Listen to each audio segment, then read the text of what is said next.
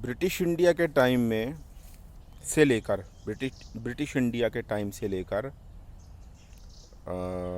आप ये समझ लीजिए कि जो हमारी फर्स्ट रिवॉल्यूशन थी जिसको कहते हैं आज़ादी की 1857 की क्रांति, वो पहली क्रांति होगी हमारी। उसके बाद से लेके 1947 तक का अगर हम समय देखें तो इसमें क्या कांग्रेस की भूमिका एकदम से नगण्य कही जा सकती है?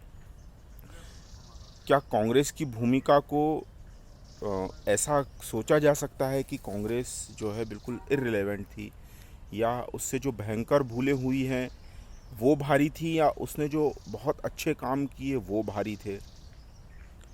और कांग्रेस के समय में खिलाफत आंदोलन आया था फर्स्ट वर्ल्ड वॉर के समय, वो कैलिफेसी ख़त्म की जा रही थी ब्रिटिश इंडिया के टाइम में।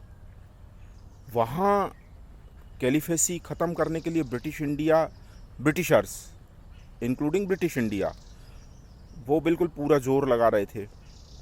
टर्किश जो सोलोमन एम्पायर था, ऑटोमन एम्पायर था, वो उसको ख़त्म कर रहे थे। यहाँ वो खिलाफत आंदोलन, मतलब उसे असहयोग आंदोलन कहा जा रहा था भारत में, जो अंग्रेज़ों के ख़िलाफ़ था भारत की आज़ादी के लिए। और इसे यहाँ के मुस्लिम लीडर्स ने खलीफात आंदोलन था उसे नाम दे दिया खिलाफत को कह के। गांधी जी ने इसे समर्थन दे दिया।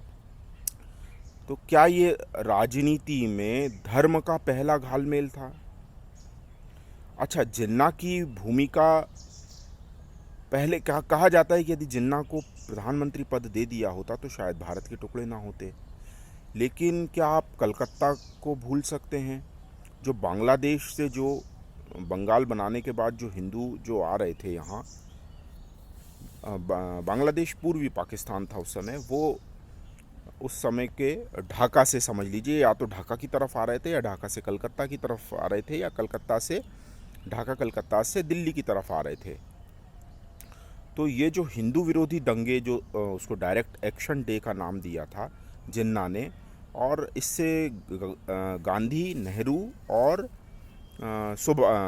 नेहरू और पटेल, ये तीनों ही फिक्रमंद थे, इससे कोई इनकार नहीं कर सकता। जो डायरेक्ट एक्शन था उसे, और इस डायरेक्ट एक्शन में मुस्लिमों द्वारा हिंदुओं के कत्लेआम शुरू हो गए। जो एक्सट्रीमिस्ट थे, एक्सट्रीम फिलोसॉफी को जो फॉलो करते थे, उसमें हिंदू विरोधी दंगे शुरू हो गए। यहाँ पर गांधी जी का क्या क्या जो भयंकर भूल हुई वो भारी पड़ गई, या समय रहते कांग्रेस इसे समझ नहीं पाई और भारत विभाजन की तरफ बढ़ते चले गए?